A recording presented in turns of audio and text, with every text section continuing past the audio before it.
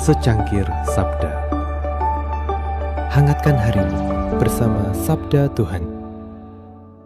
Kapan terakhir kali kau merasa Tuhan sedang menguji harga imanmu dengan rasa lapar? Raka menatap cermin, bukan mencari wajahnya, tapi mencari sisa-sisa citra Allah yang memudar. Setiap kancing kemeja yang hilang adalah saksi betapa rapuhnya martabat manusia di hadapan kekurangan. Debu jalanan bukan sekadar kotoran, tapi pengingat bahwa kita hanyalah debu yang akan kembali. Dompetnya kosong, namun dadanya sesak oleh pergulatan antara menjaga perut atau menjaga keselamatan jiwa. Kantor ini bukan sekadar tempat kerja, tapi medan perang tempat iblis menawarkan kenyamanan semu. Bisikan rekan kerja terasa seperti godaan ular di Eden menawarkan buah terlarang dalam amplop. Hanya sekali tanda tangan, katanya, namun Raka tahu it adalah tanda tangan kontrak kegelapan. Tangannya bergetar merasakan beratnya salib integritas yang harus dipanggul di tengah dunia yang curang. Apakah menjadi kudus berarti harus rela melihat orang terkasih kekurangan demi sebuah prinsip yang suci? Sepatunya mengelupas seperti kemanusiaannya yang terus terkoyak oleh tuntutan dunia yang tak berbelas kasihan. Keringatnya adalah doa yang tak terucapkan, mengalir jatuh seperti tetesan darah di Taman Getsemani. Hari ini terasa begitu berat saat langit seolah tertutup bagi mereka yang memilih jalan jujur. Perutnya perih, sebuah pengingat bahwa manusia tidak hidup dari roti saja, tapi dari setiap firman yang keluar dari mulut Allah. Iri hati mulai merayap saat melihat kefasikan yang makmur, sebuah racun yang membunuh damai batin. Kenapa engkau diam ya Tuhan saat kegelapan seolah memenangkan pertempuran di sini?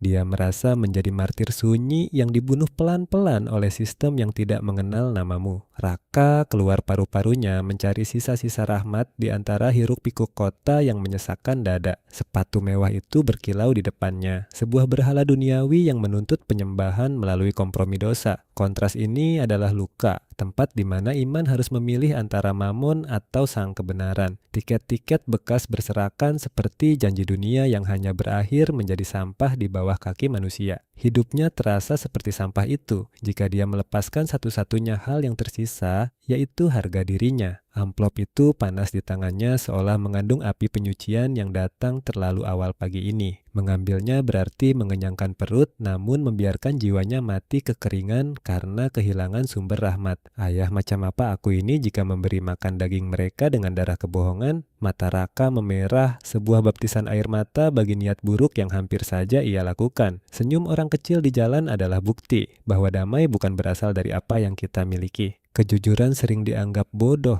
tapi bukankah salib Kristus adalah kebodohan bagi mereka yang binasa? Jangan takut. Suara iman menggema, membawa aroma doa-doa lama di tengah badai godaan kantor. Kenyamanan memang mahal, tapi kehilangan asinnya jiwa jauh lebih mahal karena akan dibuang ke api. Dia bangkit, menepis debu dunia, bersiap melakukan eksorsisme pada ambisi pribadinya yang liar. Hatinya mulai mendengar detak jantung Tuhan di tengah kebisingan kota. Gereja kecil itu berdiri, sebuah oase di padang gurun beton yang siap membasuh luka batinnya. Bau dupa dan kayu tua adalah pelukan bunda gereja yang selalu menerima anaknya yang lelah. Raka berlutut membiarkan kesombongannya hancur saat dahinya menyentuh bumi tempat ia akan kembali nanti. Semangat para martir hadir, mereka yang membela kebenaran sampai titik darah yang paling penghabisan. Akulah roti hidup, janji bahwa hanya Tuhan yang sanggup mengenyangkan lapar terdalam. Kelaparan Raka adalah kelaparan akan Tuhan yang sering ia tutupi dengan keinginan duniawi yang semu. Apa gunanya dunia jika kau kehilangan aku?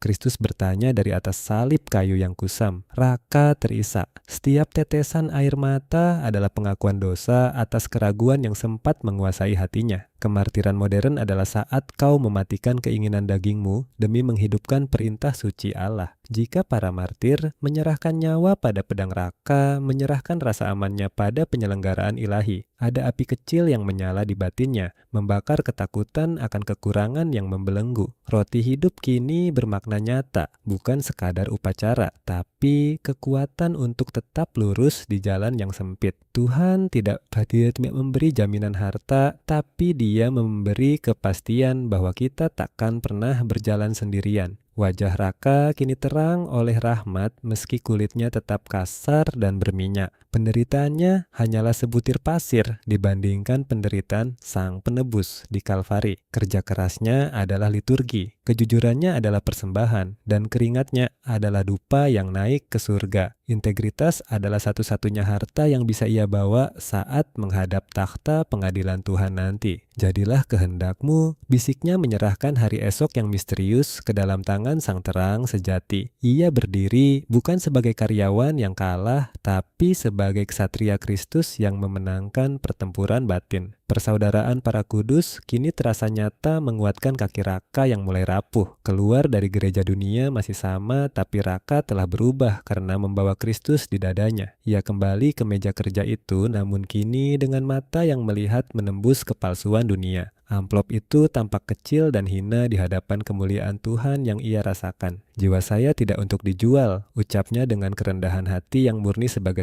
seorang hamba Allah. Martabatnya pulih bukan karena uang, tapi karena ia berhasil menjaga bait Allah di dalam dirinya. Di jalan pulang, ia merasa dicukupkan. Sebuah mukjizat penggandaan roti yang terjadi di dalam batinnya sendiri. Makanan sederhana yang ia nikmati terasa seperti mana mengenyangkan tubuh sekaligus menguatkan imannya. Kedamaian mengalir seperti sungai. Sebuah janji Kristus bagi mereka yang haus akan kebenaran. Sepatu pantofelnya yang rusak adalah relikui suci, saksi bisu perjuangan iman di jalanan. Di rumah ia tidak membawa kemewahan, tapi ia membawa wajah Kristus bagi keluarga tercinta. Doa bersama malam itu bukanlah rutinitas, tapi perjumpaan mistis dengan Sang Pemilik hidup. Anaknya tertidur, dijaga doa seorang ayah yang memilih miskin harta daripada miskin di hadiratnya. Warisan terbaik bukanlah angka di bank, tapi teladan integritas yang akan hidup selamanya dalam batin. Kita belajar bahwa kebenaran harus dipertahankan, meski taruhannya adalah kenyamanan hidup yang paling mendasar. Dunia mungkin gelap, tapi jiwa Raka terang benderang menjadi pelita malam ini. Terima kasih Tuhan, karena hari ini aku masih menjadi milik-Mu, bisiknya sebelum memejamkan mata. Roti hidup menyertai tidurnya memberi kekuatan untuk menghadapi naga-naga duniawi esok pagi. Ya Tuhan, ampunilah keraguanku. Jadikanlah aku martir kejujuran di tengah dunia yang penuh kepalsuan ini, amin. Jika imanmu sedang diuji oleh dunia, jangan menyerah. Tulis Tuhan kekuatanku dan jadilah saksi bagi sesamamu.